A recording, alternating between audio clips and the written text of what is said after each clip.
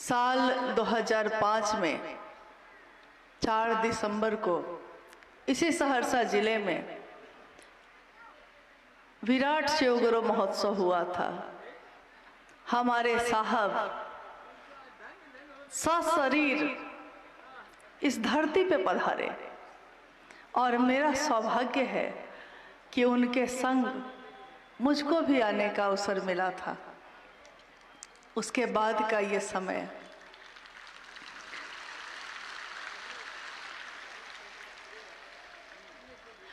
क्योंकि जिस जगह पे, जिस भी स्थान पे शिव के शिष्य साहब हरिंद्रानंद जी शरीर में रहते हुए गुजरे हैं, रुके हैं, उस जगह को नमन है।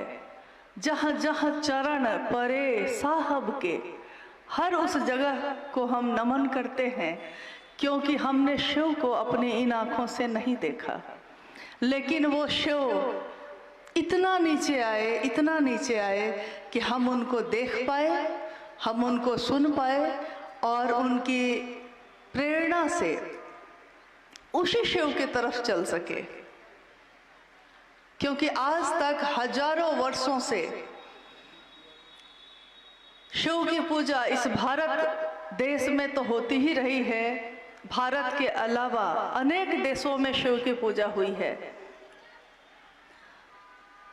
कुछ वर्ष पूर्व दक्षिण अफ्रीका में हजारों वर्ष पुराना एक विशाल शिवलिंग खुदाई में निकला और लोग हतप्रभ रह गए कि शिव की पूजा एकमात्र शिव ही ऐसे हैं जिनकी पूजा पूरे विश्व में हर स्थान पे हुई समान रूप से। देवों के देव कहे गए वो महादेव, काल से परे, काल भी जिनसे डरता है, महाकाल। आज इस आयोजन में, अभी तक की चर्चाओं में हम सब बैठकर सुन रहे थे कि साहब हरिंद्रानंद जी ने शिव को गुरु बनाने की बात कही है, और हम लोग आवाहन भी कर रहे हैं, पुकार भी रहे हैं, अनुरोध भी कर रहे हैं कि ये साहब की बात है। शिव को अपना बनाइए, और अपना कैसे बना सकते हैं, इसके लिए 3 सूत्रों का सहारा लीजिए। क्योंकि हम सब ने अपने जीवन में जो समझा है वही हम दूसरों में बांटने की कोशिश कर रहे हैं। हम सब दिख रहे हैं, लेकिन कर हम सब नहीं रहे हैं।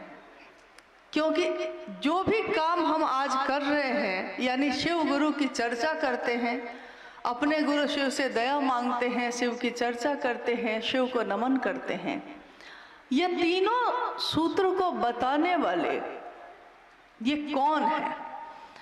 क्योंकि जब तक हम किसी काम के, किसी चीज के महत्व को नहीं समझेंगे, हम ना तो उसके अनुसार काम कर सकेंगे और ना ही हमारे जीवन में उस काम का वो परिणाम आएगा जो साहब हरिंद्रानंद जी ने सपना देखा, माँ नीलमानंद जी ने जिसका अलख जगाया। जो अभी एक गुरु बहन गा रही थी, साहब ने शिव शिष्यता बांटी शिव शिष्य के रूप में, और शिव शिष्या के रूप में दीदी नीलमानंद जी ने अलख जगाया।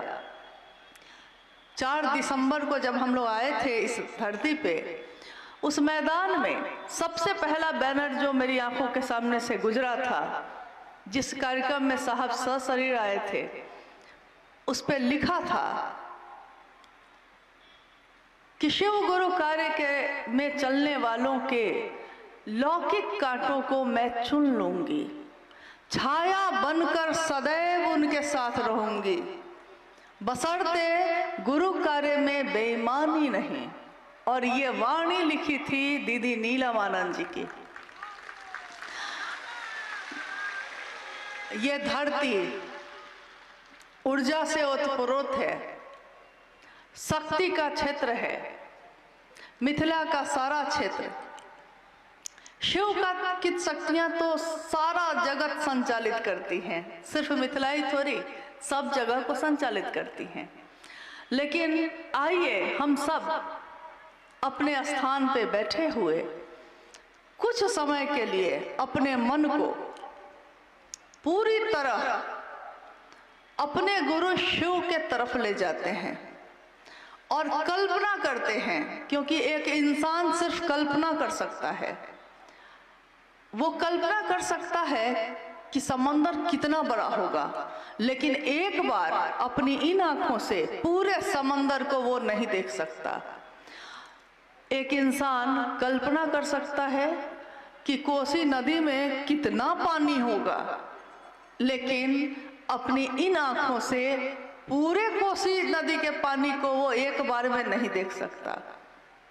शिव की कल्पना जब हम करते हैं, हम जगत के लोग, हम साधारण लोग, हम सामान्य लोग, अति सामान्य लोग, बांध पे रहने वाले, झोपड़ी में रहने वाले, हम सब, लेकिन हमारा जितना मन है, हमारे मन की जितनी क्षमता है, आइए हम उसी क्षमता से, उसी कल्पना से एक बार अपने महादेव के बारे में सोचते हैं और सोचते हैं कि कौन है ये महादेव।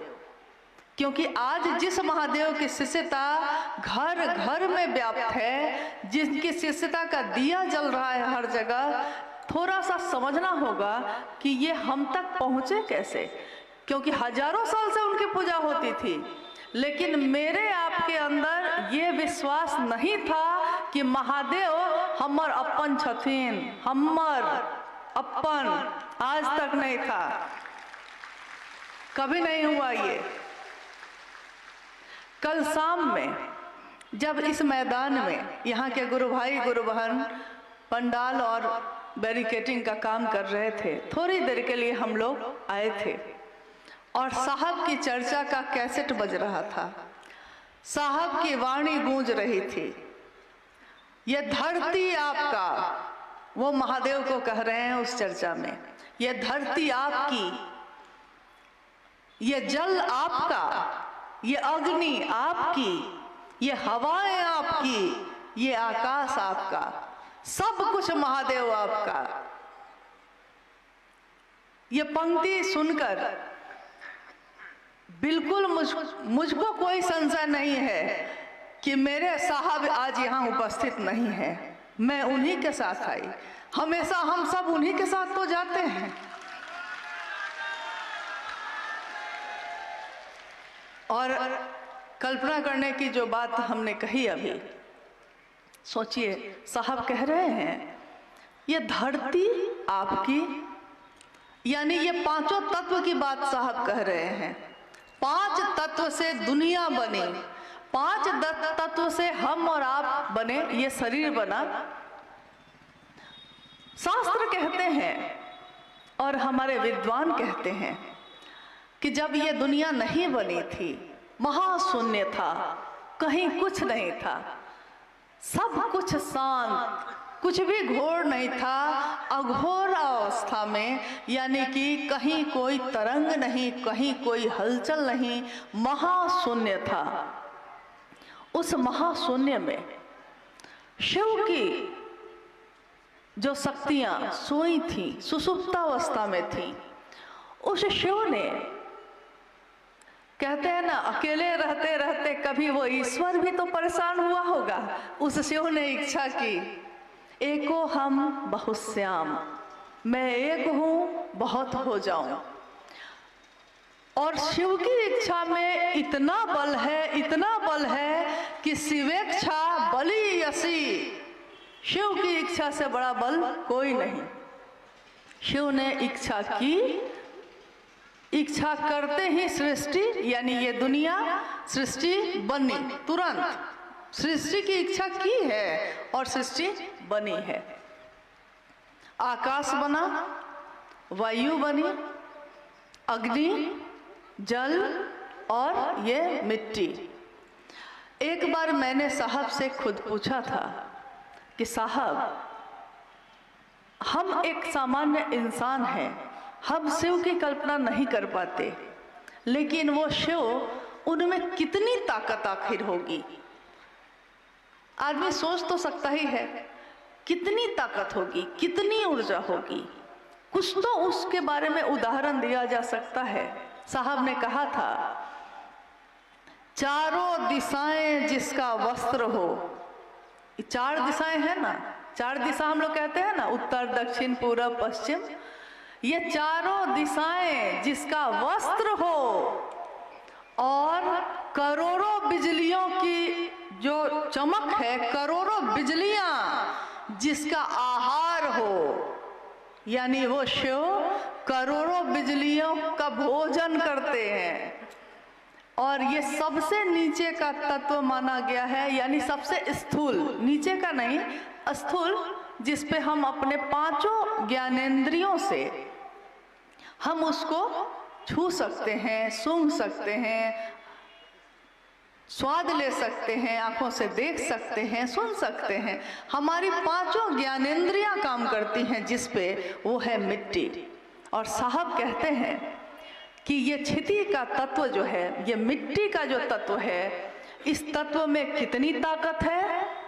उन्होंने कहा कि करोड़ों बिजलियों की चमक एक साथ, अगर वो करोड़ों बिजलियां गिरे तो जितनी ताकत होगी मिट्टी के एक परत में, एक कण में वो ताकत है। कल्पना करिए जरा, मिट्टी जिसको हम अपने पैरों से रौंद देते हैं, जिसके सीने को फाड़ के बिया लगाते हैं तो अनाज होता है और हम आप खाते हैं। सोचिए, उस मिट्टी की ताकत इतनी है कि आदमी आज तक सोचा कि बना सकेगा, मिट्टी नहीं बना सका। शिव की बनाई हुई पांचों तत्वों में से कोई तत्व आज तक कोई इंसान बना नहीं सका जो है उसका उपयोग या उसका दुरुपयोग कर सका, बना नहीं सका। और वो शिव, उससे थोड़ा और सूक्ष्म जाइए तो जल है, उसमें 4 ज्ञानेंद्रिय काम करती है। उससे थोड़ा और ऊपर जाइए, अग्नि है, 3 ज्ञानेंद्रिय काम करती है। उससे और ऊपर जाइए, हवा है 2, उससे ऊपर आकाश है 1, और उससे ऊपर चले जाइए तो ज्ञानेंद्रिय काम नहीं करती। न देख सकते हैं, न सुन सकते हैं, न छू सकते हैं, न तो स्वाद ले सकते हैं। सोचिए, उस सत्ता से हमारी आपकी क्या औकात होगी कि हम मिल सके, कि हमारे दिलों में उतर सका। वो हुआ कैसे? ये इस काल खंड में, इस दुनिया में ये काम हुआ कैसे? कौन है वो जो यहाँ उतरा था और जिसने उस शिव की असीम ऊर्जा को, अक्षय स्रोत को इतना सरल, इतना स्थूल बनाया कि इस दुनिया में, इस जगत में रहने वाले लोग उस शिव को एहसास कर सके, उस शिव को के बारे में अपने दिल में, वो उनके दिल में धड़क सका। और यहाँ तक कि अभी आपने भजन सुना, भाई चंदन जी गा रहे थे, जे कहियो शास्त्र पुराणों न पढ़ ले। जो शास्त्र और पुराण नहीं पढ़ा, कहते हैं, साहब ने कहा है कि शिव ज्ञान देते हैं तो शास्त्र आरेखित होते हैं। शिव ज्ञान उतरता है किसी में तब शास्त्र लिखे जाते हैं। तो उस शिव के सामने शास्त्र का भी कोई महत्व नहीं। तो जे कहियो शास्त्र पुराणों न पढ़ लई, हिंदी अंग्रेजी नहीं पढ़ा, से चर्चा धुर झाड़ करे छे। सो चर्चा कर रहा है किसकी? शिव की। जे चर्चा धुर झाड़ करे छे, 12 महीना शिव की चर्चा किए जा रहा है। ये ज्ञान निकलता कहाँ से है? वो महादेव उतरे कैसे? ये कौन उतारा? मेरे आपके अंदर तो पहले था नहीं। तो हम कहते हैं कि उनका नाम है हरिंद्रानंद।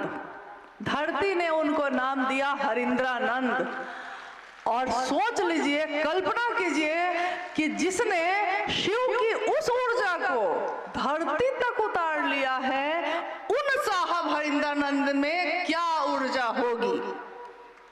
जो आए शरीर में, दिखे सामान्य, साधारण ढंग से कुर्ता पाजामा पहने हुए, सामान्य व्यक्ति की तरह पान खाते हुए, मुस्कुराते हंसते हुए, दुख और सुख सहते हुए, धरती की चोटें बर्दाश्त करते हुए, वो कौन है जो आए भी, इस धरती पे रहे भी, और शरीर से, इस धरती से शरीर नष्ट हुआ। 5 तत्वों का शरीर था, 5 तत्वों में मिल गया, लेकिन ये 5 तत्व किसके हैं? तो शिव के हैं। और साहब कहाँ मिले? तो इन 5 तत्वों में। धरती पे तो हम बैठे हैं, यानी इसके कण कण में शिव के साथ वो साहब हरिंद्रानंद भी हैं। हवाएं सांस ले रहे हैं हम लोग, नमः शिवाय करते हैं अपनी सांसों से, हर सांस के साथ, क्योंकि ये सांस मेरी भी है, आपकी भी है, लेकिन हमारी सांस में ये ताकत नहीं थी कि वो शिव अपना प्राण मंत्र मेरी या आपकी सांसों में उतार सकता था। नहीं उतार सका। उसके लिए भी तो क्षमता चाहिए, उसके लिए भी तो योग्यता चाहिए। तो उन्होंने अपने हवा के झोंके से 5 तत्वों का ही सहारा लिया है। हवा के झोंके के साथ साहब हरिंद्रानंद जी के श्वास में नमः आया, शिवाय उतर गया। नमः आया, शिवाय उतर गया, एकदम साधारण ढंग से, एकदम सामान्य गति से। साहब हरिंद्रानंद जी के जीवन की कितनी घटनाएं हैं। हम कहते हैं शिव का तत्व कौन ज्ञानी है जो जान सका? कोई नहीं जान सका। साहब ने शिव की अवधारणा की व्याख्या की। साहब हरिंद्रानंद जी ने कहा कि दुनिया के लोगों ने, जैसे आपने कभी हाथी देखा है? साहब कहते हैं कि आपने कभी हाथी देखा है? तो हाथी में 5 अंधे आदमी, 5 जा रहे थे। रास्ते में एक हाथी था। एक अंधे आदमी ने उस हाथी के पैर को पकड़ लिया और दूसरे लोगों ने पूछा उससे कि हाथी कैसा है? तो उसने कहा कि खंभा जैसा है, क्योंकि हाथी का पैर तो खंभा जैसा था। किसी ने उसका सूंड पकड़ा तो दूसरे लोगों ने पूछा कि तुमको हाथी कैसा लग रहा है? तो उसने कहा कि मुलायम है, लचीला है, शंकु रूप में है। किसी ने उसके कान को पकड़ा तो कहा कि ये तो पंखा के जैसा है। और अभी भी देखिए कितनी गुरु बहन पंखा झल रही हैं ऐसे ऐसे। महादेव के बारे में भी साहब ने कहा कि ये हम सब जो दुनिया के लोग हैं ना, इस दुनिया का ज्ञान ऐसा ही ज्ञान है कि हम शिव को जितना जानते हैं, कोई कहता है शिव पंखे जैसा है, कोई कहता है खंभा जैसा है, यानी जिसको जो रूप में मिला शिव, उसने शिव को वही नाम दे दिया। दुनिया के लोगों ने, धरती के लोगों ने शिव को नाम दिया महाकाल, महामृत्युंजय, महायोगेश्वर, महाऔढ़रेश्वर, शमशानी निहंगी और उमा के पति का भी। भजन ही सुन रहे थे हम लोग, चर्चा भी सुन रहे थे। हे नीलम तोहरो सजनवाना, सुन रहे थे हम लोग। दीदी नीलम आनंद जी का नाम लिया जा रहा था कि हे नीलम तोहरो सजनवा ना, तोहरो सजनवा कुछो न बुझो, ओ घर ढरनवा ना। ये गौरा के लिए है और सही बात है। कैसे है वो ओढ़र धरनवा? शिव के तत्व को जब हम नहीं समझ पाए तो हम शिव के शिष्य के तत्व को समझ पाएंगे? अगर वो हमारे नजदीक ना आना चाहते तो हम साहब हरिंद्रानंद जी का दर्शन इन आंखों से नहीं कर सकते थे। अगर वो हमारे पास हमको न बैठाते तो हम उनकी वाणी को सुनने की क्षमता हमारे इन कानों में नहीं थी। लेकिन उन्होंने बैठाया, दुनिया के लोगों को सुनाया, शिव का संदेश दिया, शिव की तरफ चलने का रास्ता दिखाया। ऐसा रास्ता, ऐसा राजमार्ग बनाया जिस पे दुनिया के सारे लोग चल सकते थे। तो उसमें एक घटना है तो बहुत सारी, असंख्य घटनाएं। न तो कागज उतनी बड़ी है, न तो कलम उतना है, न तो स्याही उतनी है कि उनकी सारी घटनाओं को, उनके जीवन को कोई लिख सके। इतना तो किसी के पास कागज कलम स्याही नहीं है। लेकिन यहीं बगल में एक जिला है मधेपुरा, वहाँ के एक पुराने गुरु भाई हैं हरि बाबू साहब आए थे उनके घर, और मैं उस समय उस संयोगवश उस यात्रा में शामिल नहीं हो पाई। जब साहब लौट कर आए तो साथ गए गुरु भाइयों ने कहा कि साहब को भी समझना बड़ा मुश्किल है। तो हम लोग पूछते थे, अगर नहीं जा पाते थे तो पूछते थे क्या हुआ, कैसे हुआ, साहब ने क्या कहा, लोगों ने क्या कहा। तो गुरु भाइयों ने बताया कि साहब कुर्सी पे बैठे थे, कुछ गुरु भाई लोग इधर खड़े थे, कुछ गुरु भाई बहन इधर खड़े थे। अब साहब यहाँ बैठे हैं तो कोई उधर से गुजर नहीं रहा है, लेकिन एक काम आ गया तो एक गुरु भाई बाईं तरफ से दाईं तरफ जाने लगा। तो जब वो गुरु भाई जाने लगे तो उनको लगा होगा ना कि साहब बैठे हैं तो प्रणाम कर लेते हैं, तो वो गुजरते गुजरते साहब को प्रणाम करने लगे। तो साहब हमेशा कहते थे कि जानती हो, हर जिला के लोग अलग अलग तरह से प्रणाम करते हैं, सबका अपना अपना स्टाइल है। तो सहरसा का क्या है, तो सहरसा का ऐसे है। साहब कहते थे कि सहरसा के लोग ऐसे प्रणाम करते हैं। तो गुरु भाई ने साहब को प्रणाम किया। साहब बैठे शांत थे, जैसे ही देखा कि प्रणाम कर रहा है बिगड़ गए, पूरा बिगड़ गए। गुस्सा होके बोलने लगे कि इतने प्रेम से, इतना बढ़िया से हमको प्रणाम कर रहे हो, इतना से तो महादेव को प्रणाम करते ना, इस भाव से महादेव प्रणाम करते तो महादेव ही मिल जाते। अब दूसरे गुरु भाई लोग तो देख रहे थे, वो गुरु भाई तो बेचारा चेहरा नीचे करके चुपचाप चला गया। कुछ देर के बाद दूसरे गुरु भाई को भी उधर जाने का काम पड़ा। अब पहले का हाल तो उसने देख लिया था कि क्या हुआ था पहले के साथ। तो जब दूसरे गुरु भाई जाने लगे तो उन्होंने साहब को प्रणाम नहीं किया, क्योंकि पहले का हाल देखा था ना, अभी अभी तो डांट पड़ी थी। तो बिना प्रणाम कर किए जाने लगा। साहब फिर बिगड़ गए, साहब फिर बिगड़ गए। उन्होंने कहा कि जो मुझको प्रणाम नहीं कर सकता है वो महादेव को क्या प्रणाम करेगा। देखिए ये तो शिव के शिष्य का तत्व है, जो हम शरीर में आए लेकिन हम आप नहीं जान सके। तो ये शिव को गुरु बनाने की बात, शिव के तरफ चलने की बात और तीनों सूत्र करने की बात साहब हरिंद्रानंद जी ने जो बताया है जगत के लोगों को, इस बात में शिव से जो उतरी हुई ऊर्जा है उनमें, अगर हम उनके आंखों के अनुसार, उनकी सोच के अनुसार, उनके सपने के अनुसार इस काम को करते हैं, इन तीनों सूत्रों को करते हैं, तो जानते हैं वहाँ न तो मेरी ताकत काम करेगी न आपकी, वहाँ काम करेगी स्वयं उन्हीं की ऊर्जा, उन्हीं की ताकत। क्योंकि उन्होंने कहा कि जहाँ भी मेरे विचार जाते हैं मैं ही तो जाता हूँ, लेकिन हमको याद रखना होगा कि ये विचार उनके हैं। क्योंकि जब जगत में हम जाते हैं तो बहुत जगह ऐसा भी होता है कि सामने वाले को लोग पकड़ लेते हैं, ये भैया यही हमको जोड़े हैं, ये दीदी यही हमको जोड़ी हैं, तो मेरे लिए तो सब यही न है।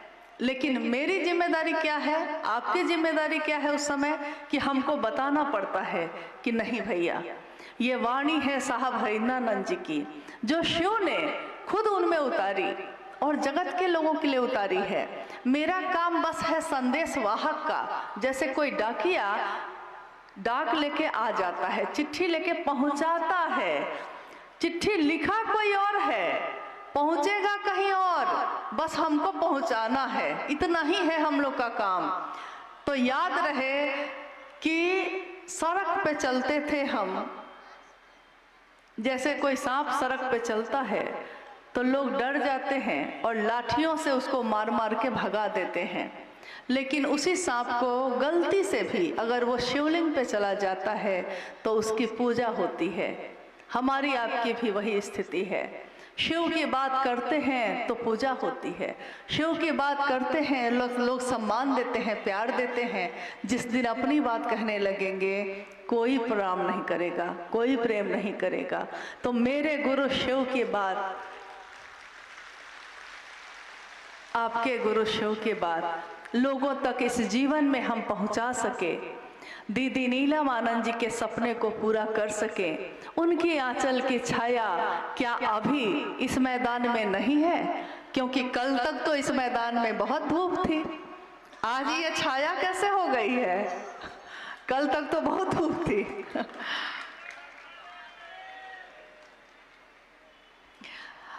आइए, अगर हम लोग कोई जिज्ञासा है तो उस पर भी थोड़ी देर बात करते हैं। ये कार्यक्रम एक दिन खत्म हो जाएगा, आज ही खत्म हो जाएगा, आप भी चले जाएंगे, हम भी चले जाएंगे, फिर न जाने कब आना होगा भी कि नहीं, कोई नहीं जानता। यह जीवन कागज की पुरिया, बूंद परे घुल जाना है। मौत की एक बूंद कब पड़ेगी, कब हम एक दूसरे से इस शरीर में विदा ले लेंगे, कोई नहीं जानता।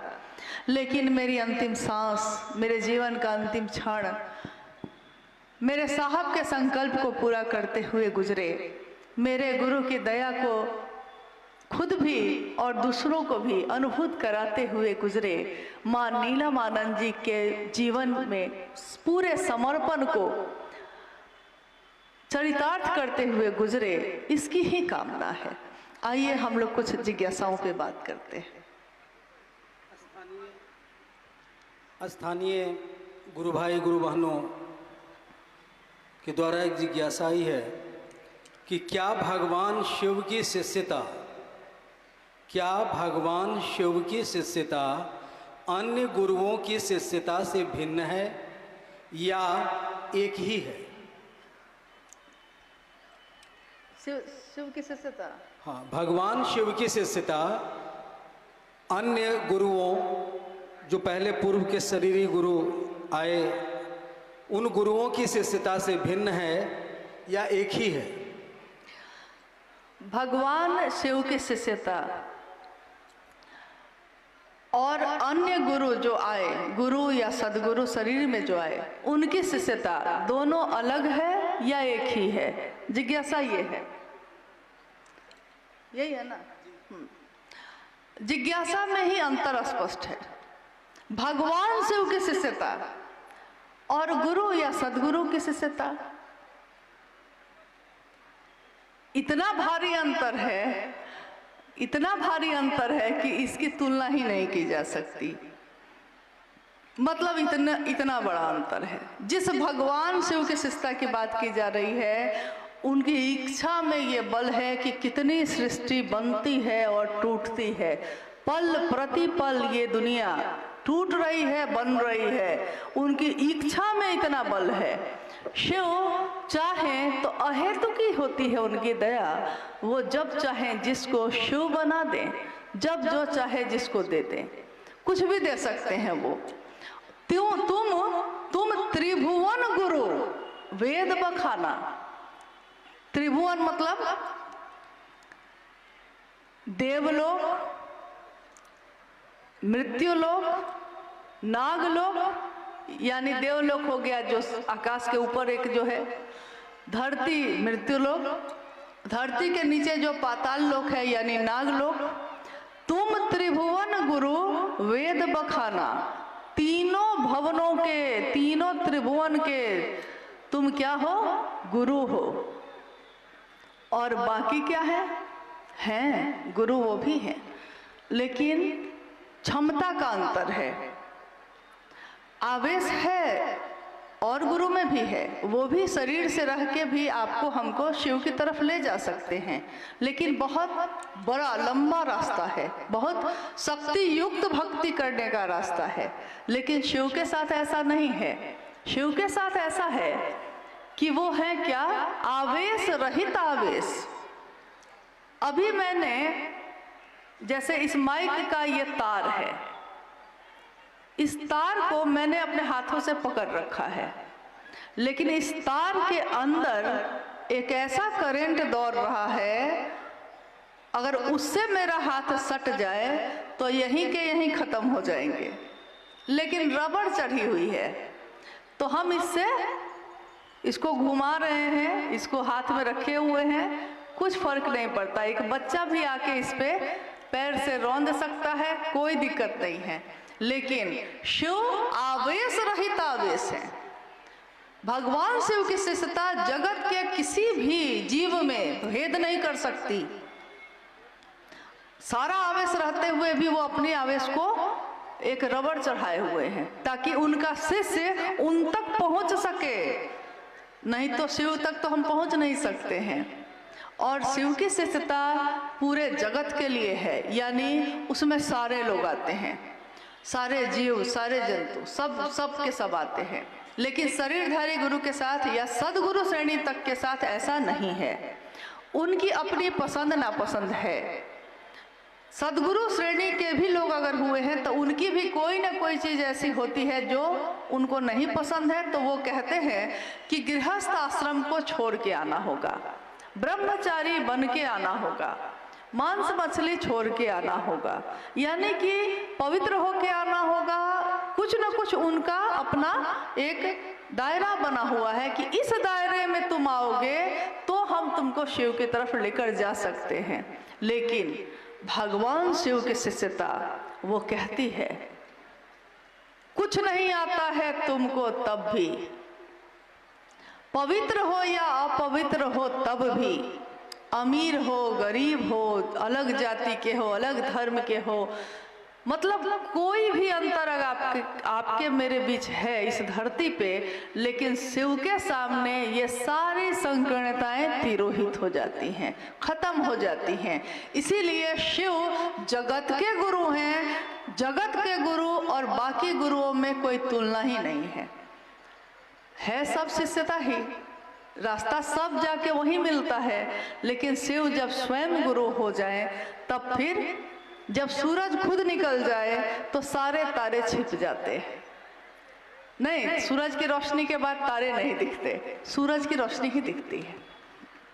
किसी व्यक्ति के चित्त में, किसी व्यक्ति इंसान के शरीर में जो आया है उसके मन में अगर शिव बस जाए, उसके चित्त में एक ऐसा ज्ञान का सूरज उदीप्यमान होता है जो जग को रोशनी से भर देता है। मन उजियारा जब जब छाए जग उजियारा होए। मन में किसी के उजियारा आ गया है तो उसके मन के उजियारे से ये जग उजियारा हुआ है और साहब हरिंद्रानंद जी के मन का अंधेरा दूर हुआ। शिव उन्हीं के मन में प्रवेश कर गए तो उनके मन से जुड़ के हमारे मन का अंधेरा भी दूर हुआ। हमारी क्षमता कुछ नहीं, लेकिन अगर एक पतला सा तार भी उसमें अपने को जोड़ ले तो उस तार की में भी वही रोशनी आ जाती है। रोशनी सबकी एक ही है। तो भगवान शिव की शिष्यता सब चीजों से अलग है। और कोई है?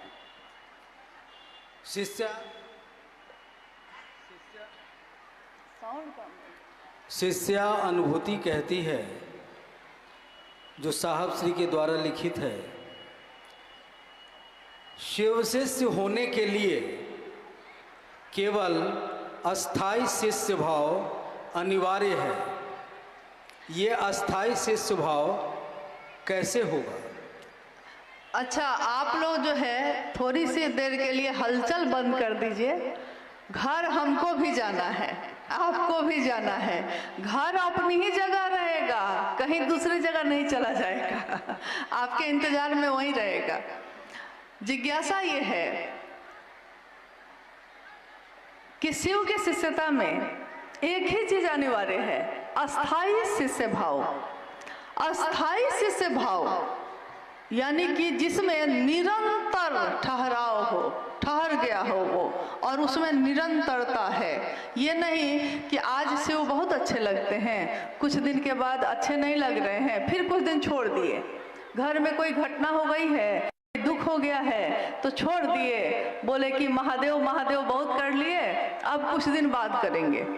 महादेव महादेव इतना किए, देखिए महादेव दुख दे दिए, कह के छोड़ देते हैं। यानी हम कभी उस विचार को पकड़ते हैं, कभी छोड़ते हैं। लेकिन एक विचार अगर मन में ठहर जाता है, जैसा साहब के साथ हुआ, उनके मन में एक विचार ही तो आया था, ठहर गया, ठहरा ही रह गया, निरंतर ठहरा रह गया। शिव मेरे हैं, दूसरों के भी हो सकते हैं। नतीजा क्या हुआ कि शिव शिष्यता व्यापक होती चली गई, क्योंकि वो ठहरा रह गया। अगर वो बदलते रह जाते तो कभी भी इतने बड़े स्तर पे, इतने विस्तार में शिव की शिष्यता नहीं जा सकती थी। लेकिन शिष्य भाव अस्थाई होना बहुत कठिन है। अस्थाई हो जाएगा तो आप रोटी बनाते रहिएगा, तावा चढ़ाए हुए हैं ना, रोटी चढ़ाए हैं उस पे, पता चलेगा महादेव में मन ऐसा खोया हुआ है कि रोटी के जगह पे हाथी को रख दीजिएगा, हाथ जल जाएगा। तो देखिएगा क्या हुआ। तो देखते हैं कि अरे रोटी के जगह पे हाथी को रख दिए हैं। यानी अपने शरीर की सुध बुध भी खो जाती है जब अस्थाई शिष्य भाव आ जाता है। इसलिए है जरूरी कि थोड़ा सा कमी बनी रहे ताकि महादेव तुम बने रहो, क्योंकि तुम्हारे साथ मिल जाएंगे। अस्थाई तो हो सकता है, तुम चाहो तो क्या नहीं हो सकता। कीम न सिद्धते भूतले, हे महादेव क्या ऐसा है इस भूतल पे जो तुम चाहोगे तो नहीं सिद्ध होगा। सब कुछ हो सकता है। अस्थाई शिष्य भाव भी हो सकता है, शिव हो सकते हैं, शिव हो जाते हैं हम लोग। लेकिन शिव भोग और मोक्ष दोनों देते हैं। साहब की ही लिखी हुई पंक्ति है शिष्यानुभूति में, वो शिव भोग और मोक्ष दोनों देते हैं।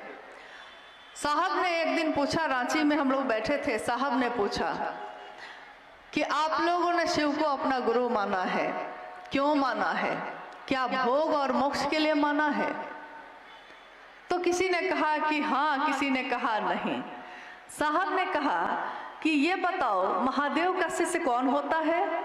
महादेव का शिष्य यानी कि महादेव का आदमी, यानी कि महादेव का गण, महादेव के लोग। और महादेव का लोग जो होगा उसका मिजाज भी तो महादेव के जैसा बना रहेगा। तो भोग हो तो भोग लेगा, मोक्ष हो तो ले लेगा, लेकिन न तो मोक्ष के पीछे भागेगा न तो भोग के पीछे रोने बैठेगा। दोनों रूप में उसका मिजाज बना रहेगा, क्योंकि महादेव ने जो भी दिया है सब स्वीकार है। अच्छा से अच्छा, बुरा से बुरा, सुख भी दुख भी महादेव आनंद देते हैं। हमारे जीवन में सुख है, दुख है। ये कोसी का क्षेत्र, जब आगे चल के पूरा कोसी का क्षेत्र हम देखते हैं, हर मौसम में अलग अलग माहौल मिलता है। कभी बाढ़ आ जाती है, कभी पानी घर में चला जाता है, नावों से चलते हैं हम लोग। लेकिन यहाँ भी हमारे जीवन में ऐसे ऐसे चमत्कार होते हैं। जैसे अभी हम लोग जब 2 तारीख को हम लोग खगड़िया से बेगूसराय आ रहे थे, रास्ते में कुछ गुरु भाई गुरु बहनों से भेंट हुई। एक गुरु भाई ने कहा, उसमें अपनी अनुभूति बताने लगे वो, और खोजने लगे कि अरे वो गुरु बहन यहीं पे थी अभी। तो मैंने उनसे पूछा कि बात क्या है, सो ना बताइए। उन्होंने कहा कि महादेव कैसा कैसा दया करते हैं। देखिए ना, पिछली बार क्या हुआ कि वो गुरु बहन चर्चा में गई हुई थी और खेत में आग लग गई। चारों तरफ से बीघा का बीघा खेत जिसमें गेहूं लगा हुआ था, और गेहूं जब अगर में आग लग जाए तो और छिटक छिटक के गिरता है, दूसरे जगह भी आग लगा देता है। सारे खेत जल गए और इसका 5 कट्ठा में जो गेहूं था वो बचा रह गया। चारों तरफ के खेत जल गए, बीच में 5 कट्ठा का खेत इसका था, उसमें गेहूं बचा हुआ है। तो बाद में इसके लिए भीड़ आने लगी देखने के लिए। मैंने उनसे पूछा क्या देखने के लिए? उन्होंने कहा, देखिए बहुत मार्के की बात है ये। मैंने उनसे पूछा क्या देखने के लिए? तो उस गुरु भाई ने उत्तर दिया कि जो बच गया था खेत, उस खेत को देखने के लिए। रास्ते में मैंने कहा कि देखिए कितनी समझ आ गई है हम लोग को। जो जल ही गया, जो नष्ट ही हो चुका है, उसको क्या देखना, जो बचा है उसको देखिए ना। दुनिया क्या देती है छोड़िए ना, शिव की शिष्यता बची है ना हृदय में। साहब और दीदी है ना, साहब दीदी बैठे हैं हमारे खूबसूरती तो देखिए, उनकी सुगंध तो देखिए, उनकी सुंदरता तो देखिए। और आइए हम सब भी इस जगत में जहाँ तक हमारी क्षमता है, जहाँ तक हमारा शरीर साथ देता है, हम इस संवाद को जन जन तक पहुँचाए। हरिंदर कहते हैं, हरिंदर साहब हरिंद्रानंद जी कहते हैं, शिव हैं गुरु, इनको जन जन प्रतिष्ठित करो। जन जन व्यक्ति को मत देखना कि वो अमीर है कि गरीब, मत देखना कि वो कुरूप है कि सुंदर, वो जीवित है, वो जीव है। जन जन प्रतिष्ठित करो, जर्रे जर्रे के शिव हो गुरु, सैलाब ऐसा ही ला दोगे तुम। ये साहब की वाणी है। उन्होंने कहा शिव शिष्यता एक जागरण है, प्रचार की जरूरत इसको नहीं है, ये तो हवाएं काम कर जाती हैं। जागरण है, हर व्यक्ति के दिल में वो शिव जग गया है। तभी तो आज लोग कहते हैं शिव को गुरु मान के हमने क्या पाया। हमने वो पाया है जो इस दुनिया में आज तक किसी ने नहीं पाया। एक बच्चा, उसको कुछ भी दे दीजिए वो चुप नहीं होता जब तक कि उसकी माँ नहीं आती है। तो हमने उसको पाया है जिसको पाके ये जग इतर आया है। हम तो उसको पाके बैठे हैं, उससे ज़्यादा अब क्या चाहिए। कोई कहे कि महादेव चाहिए कि भोग और मोक्ष चाहिए, तो क्या कहेगा महादेव का चेला? आप बताइए क्या कहेगा। क्योंकि एक दिन साहब ने हम लोगों से ये पूछा था कि महादेव का चेला क्या दुख से पागल हो जाएगा, क्या महादेव का चेला सुख में बौरा जाएगा। भोग और मोक्ष दोनों रखे हैं और शिव खड़े हैं आपके वहां, आप किसको चुनिएगा। हम सब ने एक स्वर में कहा था महादेव को भोग भोग लेंगे, मोक्ष की चाहत नहीं है। साहब ने खुद अपने बारे में लिखा है, न मैं जगतार्थी हूँ, न मैं मोक्षार्थी हूँ, न जगत की चीज़ों का मुझको कोई लोभ है, न तो उसके प्रति आकर्षण है, न तो मोक्ष का कोई आकर्षण है। मेरे शिव मुझको अच्छे लगते हैं, बस अच्छे लगते हैं, इतने अच्छे लगते हैं, इतने अच्छे लगते हैं कि छाप तिलक सब छीनी रे तो से नैना मिला के। सारे छाप तिलक जब से तुमसे नैना मिल गई है, नैन मिल गए हैं। अब मुझको लगता है कि समय ज़्यादा हो रहा है और जिज्ञासा की जरूरत है। जिज्ञासा है। आप लोग जाना चाहते हैं या एक जिज्ञासा पे और बात हम लोग कर सकते हैं? मतलब समय है, बैठ सकते हैं, ठीक है। और तो एक जिज्ञासा पे और बात। हाँ, ये जिज्ञासा रविंद्र गुरु भाई फारबिसगंज अररिया कह रहे हैं कि बरखा दीदी से ही मुझको उत्तर चाहिए। हम अपने गुरु शिव के दया के पात्र कैसे बनेंगे? हम अपने गुरु शिव की दया के पात्र कैसे बनेंगे? हम अपने गुरु शिव की दया के पात्र कैसे बने?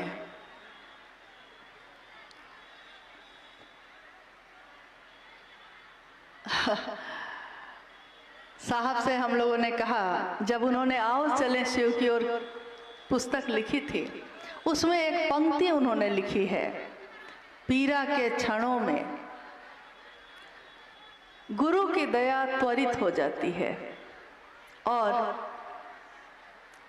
मेरे गुरु की दया सर्वदा दुनिया चोट देती रही है और सर्वदा गुरु की दया मरहम का काम करती रही है। उसी की आगे की पंक्ति है, शायद सबके साथ ऐसा होता है। कौन? जिनके प्रिय शिव हैं या जो शिव के प्रिय हैं। साहब ने जब ये पंक्ति लिखी थी तो हम लोगों ने पूछा था उनसे कि ये पंक्ति सुनने में एक जैसी लग रही है कि जिनके प्रिय शिव हैं या जो शिव के प्रिय हैं। सुनने में तो एक जैसा ही लग रहा है, अंतर नहीं लग रहा है। लेकिन आपने ये पंक्ति लिखी है, इसका मतलब है कि इसमें जरूर अंतर होगा। पहला सूत्र में भी देखिए अंतर है, वैसा ही उन्होंने लिखा। तो मैंने पूछा था तो उन्होंने कहा जिनके प्रिय शिव हैं, क्योंकि अभी शिव की दया कैसे मुझको मिले इसी पे बात हो रही है। जिनके प्रिय शिव हैं, आज देखिएगा कुछ गुरु भाई गुरु बहन शिव को गुरु माने हैं, खूब चल रहे हैं महादेव के काम में, खूब चल रहे हैं, इतना चल रहे हैं कि हम लोग शर्मिंदा हो जाते हैं कि अरे इतना बढ़िया चल रहे हैं, हम उतना नहीं जा पा रहे हैं। साहब ने तो कहा कि कुछ लोगों ने इसी गुरु मंच पे आके ऐसी बात साहब के सामने महादेव के लिए कही कि साहब ने खुद उनको कहा था कि भाई आज तुमने जो शिव की चर्चा की है वैसा मैं शिव का शिष्य जो हूँ हरिंद्रानंद, मैं भी वैसा शायद नहीं कर पाऊँ। सोचिए, कुछ क्षण के लिए उस व्यक्ति का मन इतना ज़्यादा बढ़िया था कि शिव से ज़्यादा प्रिय उसके लिए कोई नहीं था उस दिन। लेकिन जीवन है, घटना घटती है, कुछ ना कुछ होता है। आपका मन है, दुख भी लेता है, सुख भी लेता है। तो किसी घटना से मन दुखी हो गया होगा, हो गया ही होगी कोई बात, मन का कोई ठिकाना नहीं है भाई, किसी बात से दुखी हो सकता है। मामूली से मामूली बातों पे बरसों के यार आने गए, तो छोटी छोटी बातों पे बरसों के याराने चले जाते हैं। तो शिव की शिष्यता में कुछ लोग ऐसे चले जैसे लगता था कि कब से चल ही रहे हैं, उनके प्रिय शिव थे। लेकिन जीवन में कुछ बातें हुई, कुछ बुरा लग गया, कुछ अच्छा लग गया, महादेव प्रियता बदल गई। अब महादेव अच्छे नहीं लग रहे हैं, अब दूसरा व्यक्ति अच्छा लग रहा है, दूसरी बात अच्छी लग रही है।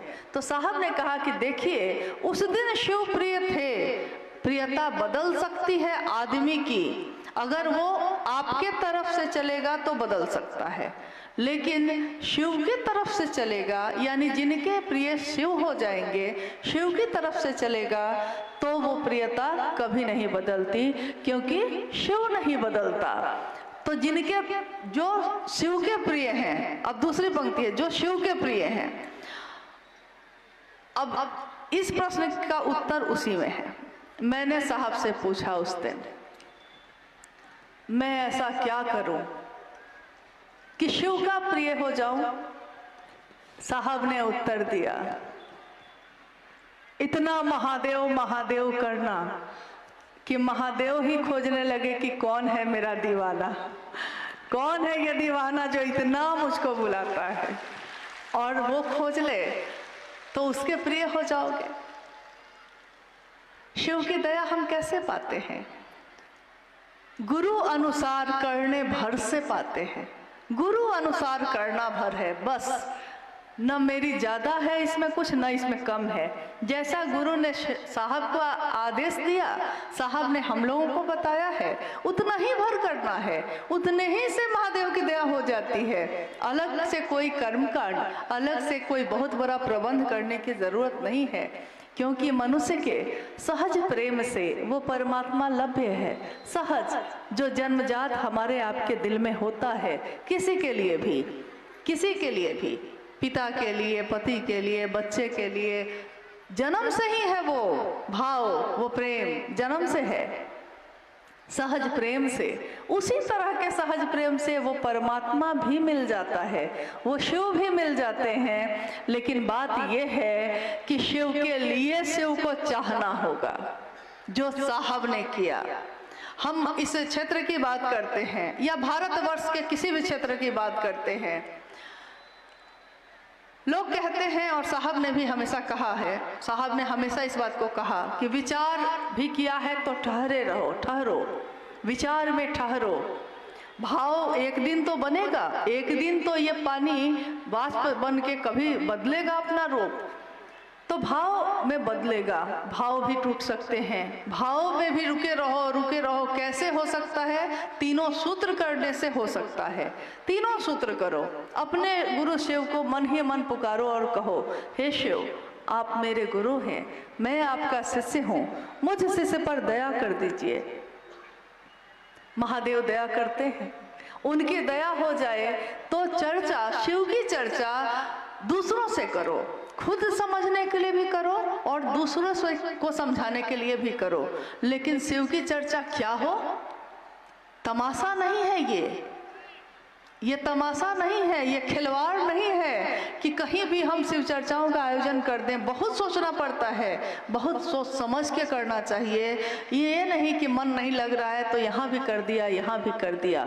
शिव की चर्चा शिव भाव से संजात शिव भाव से भींगा हुआ, प्रगाढ़, एकदम गहरा बना हुआ मेरे दिल में जो होगा वही ना हम आपके दिल को दे सकेंगे।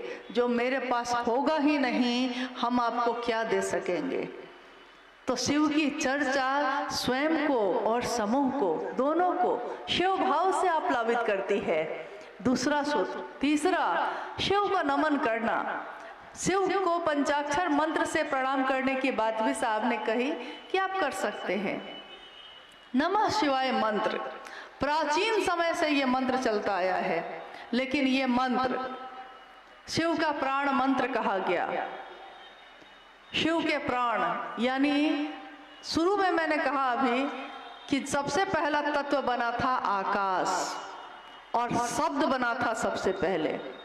तो जैसे ही आकाश बना और शब्द बने, पहला शब्द बना था नमः शिवाय। नमः शिवाय यानी इस सृष्टि के बनने में, इस सृष्टि को प्राण देने वाला जो मंत्र है वो है नमः शिवाय। शिव के समग्र स्वरूप को, संपूर्ण शिव के स्वरूप को हम चले थे जगत गुरु शिव का सहारा लेकर, लेकिन वही शिव नीचे तक आकर, हमारे आपके चेतना के स्तर तक आकर धीरे धीरे अपने समग्र रूप से मिलवाते हैं। स्वरूप जो उनका है संपूर्ण, भगवान शिव के शिष्यता, भगवान शिव से मिलवाते हैं। नमः शिवाय मंत्र शिव के समग्र स्वरूप को प्रणाम निवेदित करता है। इन तीनों सूत्रों की परिधि में ही सब कुछ है। गुरु मानकर अगर किसी ने आपको 3 सूत्र नहीं बताया होता, तब भी आप क्या करते? ये साहब ने एक बार कहा था।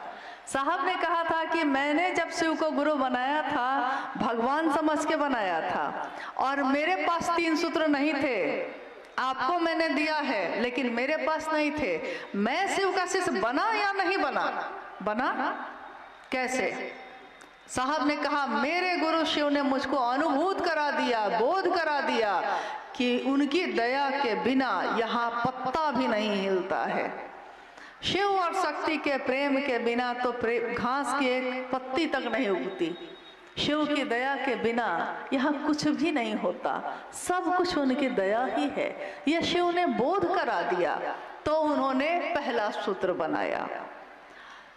शिव की चर्चा करने से परिणाम आने लगा और ध्यान कहा जाता है कि भारत देश में ध्यान की अनुपम विधा मानी गई है। ध्यान को बहुत अनुपम विधा मानी गई है। किसी एक बिंदु पे अपने मन को एकाग्र कर लेना, ठहर जाना, शांत हो जाना, यह है ध्यान।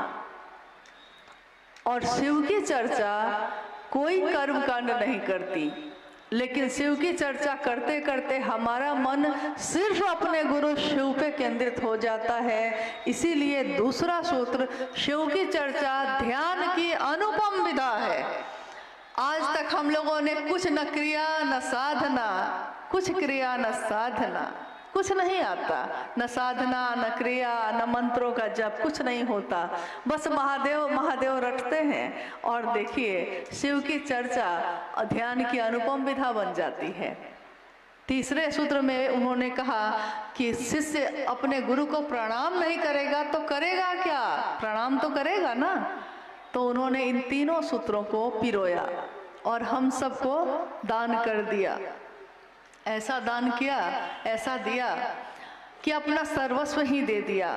लेकिन उन्होंने एक बात जरूर कही कि एक निष्ठता और समर्पण अपने गुरु के कार्य के लिए जरूर रखना। एक निष्ठता यानी गुरु कार्य में बेईमानी नहीं होनी चाहिए। न तो मेरे द्वारा न तो कोई दूसरा करता है तो उसको भी समझाने की कोशिश करिए कि वो ऐसा ना करे, क्योंकि ये शिव की शिष्यता है। महादेव की आंखें तुरंत लाल होती हैं।